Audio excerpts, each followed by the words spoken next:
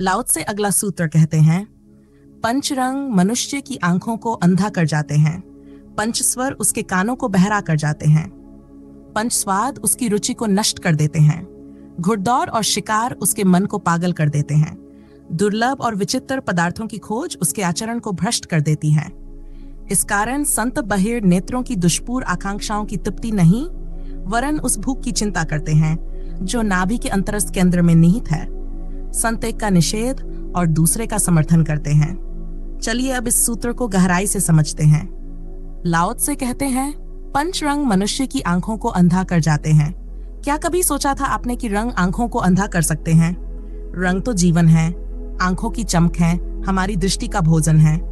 लेकिन लाओ त्से कहते हैं, यही आंख की मृत्यु है। देखते देखते आंख थक जाती है।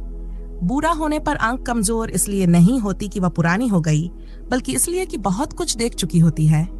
कान भी यूं ही नहीं कम सुनते, वे वर्षों की आवाजों से भर चुके होते हैं। स्वाद भी यूं ही फीका नहीं पड़ता, जीभ ने हजारों स्वाद चख लिए होते हैं। हमारी सभी इंद्रियां धीरे धीरे मर रही हैं और हमारा जीवन आत्मघाती हो चला है। जिस इंद्रिय का अधिक उपयोग किया जाता है वही पहले थक जाती है। लाओ त्से का संकेत स्पष्ट है, जो अपनी इंद्रियों को ताजा और युवा रखे वही मृत्यु को अनुभव कर सकता है। लेकिन जब मृत्यु आती है, हमारी इंद्रियां पहले ही समाप्त हो चुकी होती हैं। इसलिए हम कई बार मर चुके होते हैं, लेकिन मृत्यु का अनुभव नहीं ले पाते। ध्यान दें, जिन्हें पिछले जन्म की याद होती है वे अक्सर युवा या बाल्यावस्था में मरे होते हैं। ऐसा क्यों? क्योंकि उनकी इंद्रियां ताजा थीं, सजग थीं। वृद्धावस्था में मरने वालों को यह अनुभव क्यों नहीं होता? क्योंकि उनकी इंद्रियां पहले ही निष्क्रिय हो चुकी होती हैं। जो जीवन के परम सत्य की खोज में है, उसे अपनी इंद्रियों को हमेशा ताजा रखना होगा, तभी जीवन का वास्तविक अनुभव मिलेगा। हम सब अधिक भोजन कर रहे हैं, पेट भरता नहीं, तृप्ति होती नहीं, बस डालते जाते हैं। सोचते हैं थोड़ा और खा लें, शायद तृप्ति आ जाए। लेकिन जितना अधिक खाते हैं, तृप्ति की संवेदना उतनी ही क्षीण होती जाती है। एक दिन स्वाद मर जाता है। अब साधारण भोजन में कुछ महसूस ही नहीं होता, उत्तेजक चीजें चाहिए। कोई कहता है बिना मिर्च के स्वाद ही नहीं आता। इसका मतलब है स्वाद की अनुभूति इतनी मर चुकी है कि जब तक तीव्रता ना हो कुछ समझ ही नहीं आता। जैसे स्वाद मर जाता है, वैसे ही हमारी बाकी इंद्रियां भी। आसाम, बिहार और बंगाल के कुछ हिस्सों में जहां तंत्र की साधनाएं अब भी प्रचलित हैं, वहां साधक अपने इंद्रियबोध को मारने के प्रयोग करते हैं। वे इतनी शराब पीते हैं कि वह पानी जैसी लगने लगती है। गांजा, अफीम सब बेअसर हो जाता है। तब वे और तीव्र अनुभूति की तलाश में सांप पालते हैं, अपनी जीभ पर डसवाते हैं।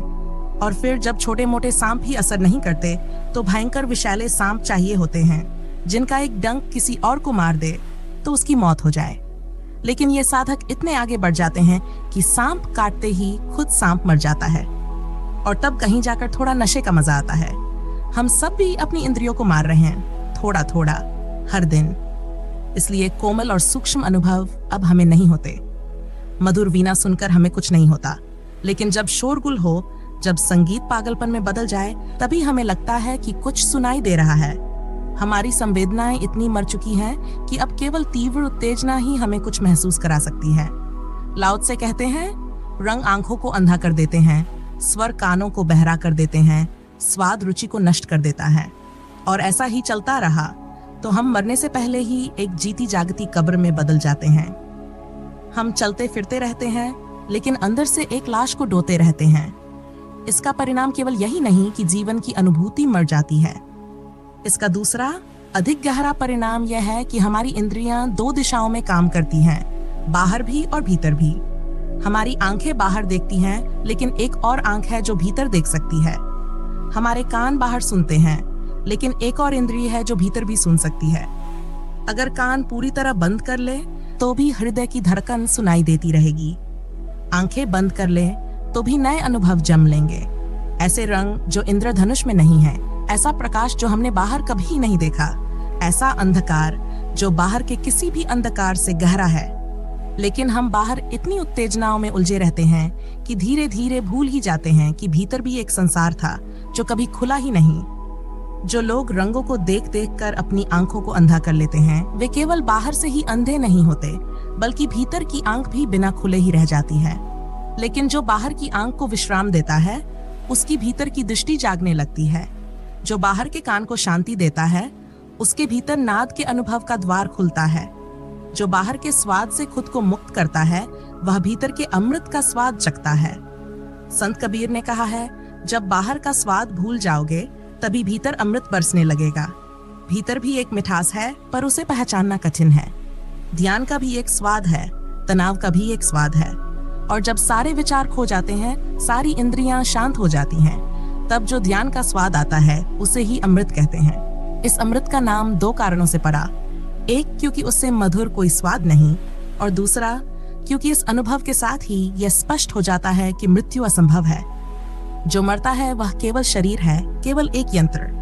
लेकिन भीतर कुछ है जो अमर है। लेकिन अगर सारी शक्ति हम बाहर की इंद्रियों में खर्च कर दें, तो भीतर की इंद्रियों के लिए कुछ बचता ही नहीं, और हम भीतर देखने सुनने की क्षमता को पूरी तरह खो बैठते हैं। यह एक साधारण सत्य है। अगर किसी की आंखें ना हों, तो उसकी सुनने की शक्ति अधिक तीव्र हो जाती है। अंधे व्यक्ति पैरों की आहट से पहचान सकते हैं कि कौन आ रहा है। उनकी स्पर्श शक्ति इतनी बढ़ जाती है कि दीवार से टकराने से पहले ही उन्हें एहसास हो जाता है कि दीवार निकट है। अंधे व्यक्ति को आप धोखा नहीं दे सकते, क्योंकि वे चेहरा देखकर नहीं, बल्कि स्पर्श से महसूस करते हैं। क्योंकि उनकी एक इंद्रिय निष्क्रिय हो जाती है, इसलिए बाकी इंद्रियां अधिक तीव्र हो जाती हैं। यही कारण है कि पशुओं की इंद्रियां मनुष्यों से अधिक संवेदनशील होती हैं। क्योंकि उनके पास कम इंद्रियां होती हैं, इसलिए वे बची हुई इंद्रियों में संपूर्ण शक्ति लगा देते हैं। अगर हम भी अपनी बाहरी इंद्रियों का संयमित उपयोग करें, तो यह शक्ति भीतर की इंद्रियों को मिलनी शुरू हो जाएगी। लेकिन हम दुरुपयोग कर रहे हैं। इंस्टाग्राम पर घंटों बेहुदे वीडियोस देखते हैं, हर बेकार की चीज को देखते सुनते हैं। यह एक व्यर्थ की आदत बन गई है। अगर हम अपनी इंद्रियों का दुरुपयोग बंद करें, उनकी ऊर्जा बचाएं, तो यह ऊर्जा हमें भीतर की ओर ले जा सकती है, और तभी उस अमृत का स्वाद मिलेगा जो अनंत है, जो अविनाशी है। अगर आप कभी प्रयोग करें, अपनी आंखें, कान और ओंठ बंद कर लें और फिर किसी को छूकर अनुभव करें, तो आप पाएंगे कि छूने की संवेदना बदल गई है, उसमें एक नई ऊर्जा आ गई है। बाहरी इंद्रियों की शक्ति यदि भीतर की ओर मुड़ जाए, तो मनुष्य एक नए जगत में प्रवेश कर सकता है। लेकिन हम अपनी सारी शक्ति व्यर्थ गवा देते हैं। हमारे भीतर की ऊर्जा सीमित है। यदि यह सब बाहरी चीजों में खर्च हो जाए, तो ध्यान में बैठने पर कुछ अनुभव नहीं होता। कोई व्यक्ति ध्यान में बैठता है और शिकायत करता है कि भीतर कुछ दिखाई नहीं देता, कुछ सुनाई नहीं पड़ता। लेकिन दिखाई पड़ने के लिए भी ऊर्जा चाहिए, और वह पहले ही नष्ट हो चुकी होती है। ध्यान करने बैठते ही नींद लग जाती है, क्योंकि शरीर और मन इतना थका होता है कि चेतना को जगाने की शक्ति ही नहीं बचती। यहाँ तक कि मरने के लिए भी ऊर्जा चाहिए। चिकित्सक कहते हैं कि अगर कोई व्यक्ति 80 वर्ष तक जीवित बच जाए, तो वह मरने में भी देर लगाता है, क्योंकि मरने के लिए भी एक अंतिम ऊर्जा की आवश्यकता होती है। जो व्यक्ति जीवन भर बीमार रहता है, वह कम से कम ऊर्जा पर जीने का आदी हो जाता है और आसानी से मरता भी नहीं। लेकिन जो व्यक्ति हमेशा स्वस्थ रहा हो, वह पहले ही बीमारी में मर जाता है। लाओ त्से कहते हैं कि यदि हम भीतर के जगत में प्रवेश करना चाहते हैं, तो बाहर की इंद्रियों का संयम आवश्यक है। संयम का अर्थ त्याग नहीं, बल्कि आवश्यकता अनुसार उपयोग है।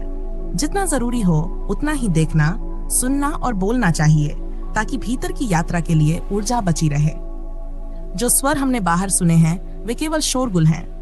जो प्रकाश हमने बाहर देखा है, वह केवल बाहरी प्रतिबिंब है। जो स्वाद हमने बाहर चखा है, वह केवल क्षणिक अनुभव है। भीतर इससे कहीं गहरी अनुभूति संभव है। लाओ त्से कहते हैं, घुड़दौड़ और शिकार मन को पागल कर देते हैं। दुर्लभ और विचिर पदार्थों की खोज आचरण को भ्रष्ट कर देती है। ये केवल पुराने समय की बात नहीं, आज भी वही स्थिति है। हमारी पूरी दुनिया ही एक घुड़दौड़ बन चुकी है। हम निरंतर दौड़ रहे हैं, कुछ पाने की कोशिश कर रहे हैं, लेकिन जो हम पाते हैं वह टिकता नहीं।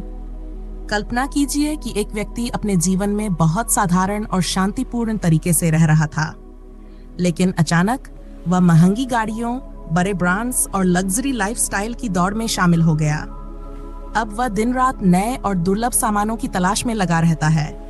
कभी रोलेक्स की घड़ियां खरीदने के पीछे भागता है तो कभी 5 स्टार होटल्स में खाने के लिए लंबी यात्राएं करता है। धीरे धीरे उसकी ये खोज एक जुनून बन जाती है।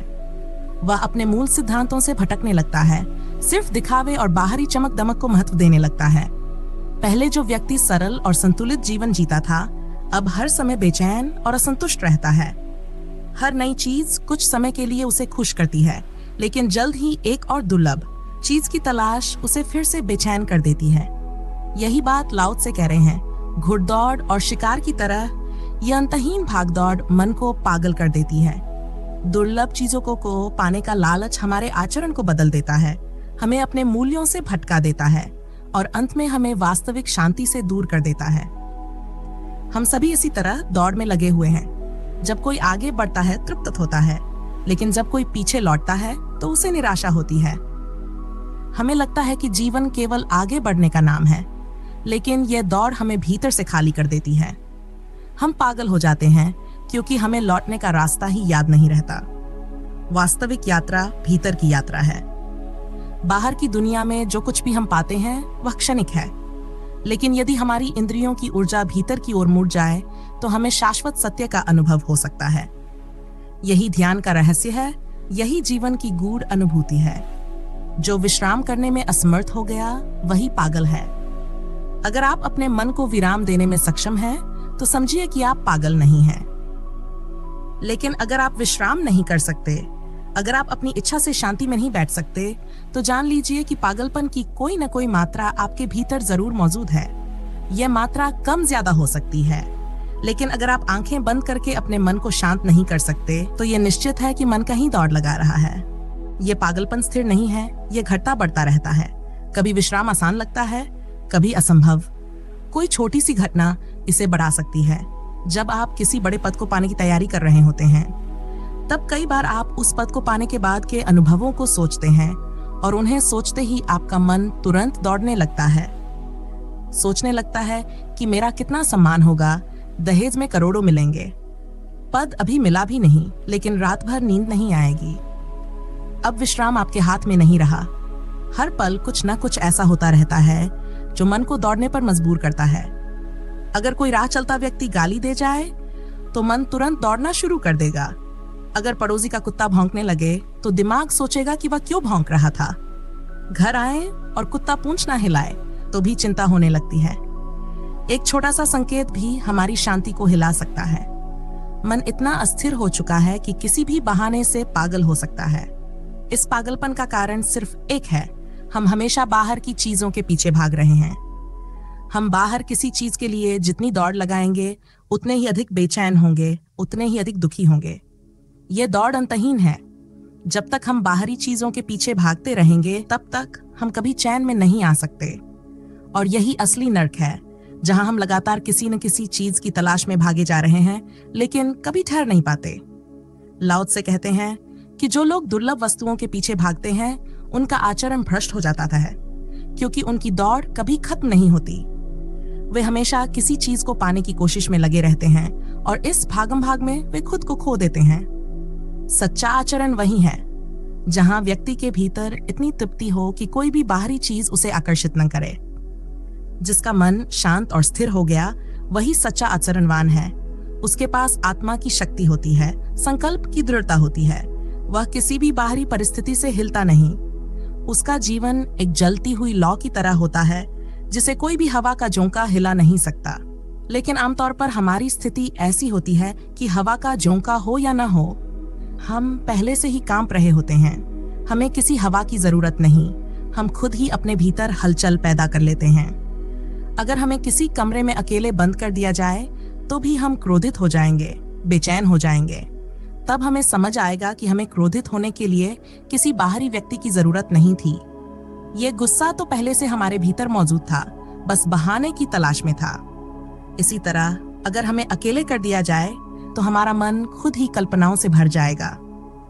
अगर बाहर कोई सुंदर लड़की ना भी हो तो भी हमारा मन खुद ही उसे अपनी कल्पना में पैदा कर लेगा। हम अपनी ही कल्पना से खुद को विचलित कर लेंगे। हमारा चित्त डगमगा गया है और यही हमारा असली आचरण बन गया है।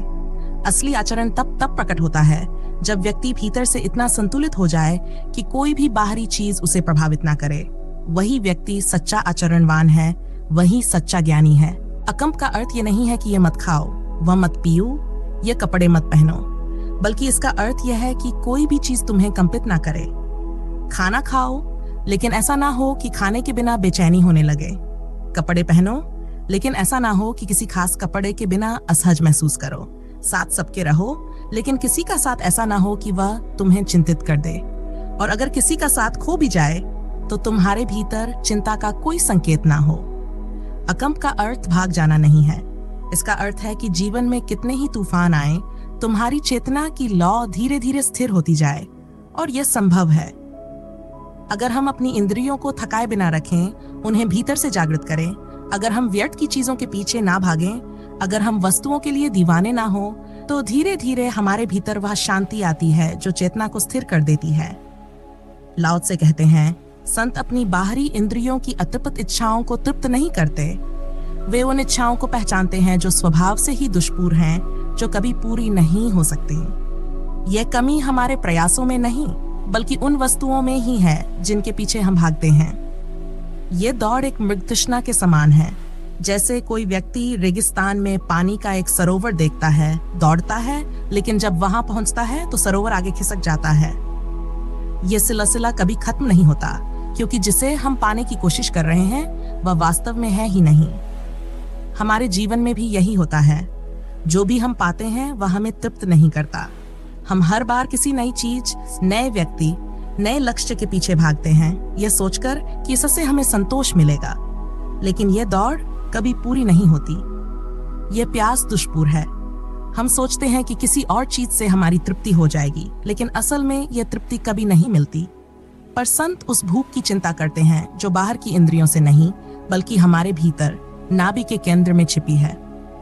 लाओ त्से कहते हैं कि चेतना को मस्तिष्क से हृदय की ओर लाओ और फिर नाभि की ओर। जब चेतना नाभि के पास आती है तो वासनाएं स्वतः ही समाप्त हो जाती हैं और एक नई भूख जन्म लेती है। ये भूख अध्यात्म की होती है, खुद को जानने की, ये समझने की कि मैं वास्तव में कौन हूँ। ये कोई साधारण भूख नहीं है, ये वही भूख है जो हमें आत्मखोज की ओर ले जाती है। समस्त योग, ध्यान और साधनाएं इसी भूख का उत्तर हैं। लेकिन ये भूख हर किसी में नहीं जगती, क्योंकि हम हमेशा बाहरी चीजों की भूख में उलझे रहते हैं। धन, प्रतिष्ठा, सम्मान, स्वाद, रूप, स्पर्श। संत इसीलिए बाहरी इंद्रियों की तृप्ति की चिंता नहीं करते। वे अपनी चेतना को उस भूख की ओर मोड़ देते हैं जो नाभि के केंद्र में छिपी है, स्वयं को जानने की भूख, स्वयं को पाने की भूख। और जब ये भूख जगती है तो जीवन की दिशा ही बदल जाती है। तब बाहरी चीजों की दौड़ खत्म हो जाती है और भीतर की खोज शुरू होती है। संत ये नहीं कहते कि सभी भूखों को छोड़ दो। वे बस ये समझाते हैं कि कुछ भूखें ऐसी हैं जिन्हें कितना भी तृप्त किया जाए वे कभी पूरी नहीं होती। वे तात्कालिक हैं, अस्थायी हैं। हमारी इंद्रियों की सभी भूखें तात्कालिक हैं। पेट को भोजन दिया, कुछ समय बाद फिर उसकी मांग होगी। ये वैसा ही है जैसे कार में पेट्रोल डालना। उसे चलाएंगे तो पेट्रोल खत्म होगा, फिर डालना पड़ेगा। लेकिन कोई कार से ये उम्मीद नहीं करता कि एक बार पेट्रोल डालने के बाद वह हमेशा के लिए चलेगी। उसी तरह शरीर की अपनी जरूरतें हैं। अगर शरीर को बनाए रखना है तो उसकी आवश्यकताओं को पूरा करना ही होगा। लेकिन कुछ लोग शरीर के इस चक्र से परेशान हो जाते हैं। वे सोचते हैं कि यदि शरीर को लगातार भूख लगती ही रहेगी तो इसे खिलाने का क्या लाभ। वे शरीर को दबाने लगते हैं, उसे भूखा रखते हैं, उसे पीड़ा देने लगते हैं, यह मानकर कि इससे वे किसी उच्च स्थिति को प्राप्त कर लेंगे। लेकिन यह भी एक प्रकार की नासमझी है। एक व्यक्ति सोचता है कि शरीर की सभी इच्छाओं को पूरा करके वह पूर्ण संतोष प्राप्त कर लेगा। दूसरा व्यक्ति सोचता है कि इच्छाओं को दबाकर वह पूर्ण शांति पालेगा। लेकिन दोनों ही गलत हैं, क्योंकि उन्हें उस परम भूख का ज्ञान नहीं है जो वास्तव में तृप्त हो सकती है। सामान्य भूख केवल सीमित समय के लिए तृप्त होती है। पेट की भूख कोई परम भूख नहीं है। इसे भोजन से शांत किया जा सकता है, लेकिन कुछ समय बाद ये फिर उठेगी। प्यास कोई अंतिम प्यास नहीं है। कुछ घूंट पानी से बुझ सकती है, लेकिन थोड़ी देर बाद फिर लगेगी। जो भूख सीमित है उसका समाधान भी सीमित ही होगा। पर एक भूख ऐसी है जो वास्तव में पूरी हो सकती है। अस्तित्व को जानने की भूख, सत्य को अनुभव करने की भूख। इसे कुछ भी नाम दे सकते हैं, परम सत्य, परमात्मा, अस्तित्व से एक होने की तड़प। लाओ त्से कहते हैं, इस परम भूख को समझो, अपनी चेतना को इंद्रियों से हटा दो, मस्तिष्क से नीचे उतारो, नाभि के पास लाओ, और जब चेतना नाभि के पास पहुंचेगी तब एक नई प्यास का जन्म होगा। यही प्यास प्रार्थना है, यही प्यास ध्यान है, यही प्यास धर्म की खोज है। और जब यह प्यास किसी ऐसे सरोवर तक ले जाती है जहां तृप्ति पूर्ण होती है, तो वही सरोवर परमात्मा है। तो इस वीडियो को यहीं तक रखते हैं। आशा है आपको ये चर्चा अच्छी लगी होगी। ऐसी ही और वीडियोस के लिए हमारे चैनल को सब्सक्राइब जरूर कर ले। धन्यवाद।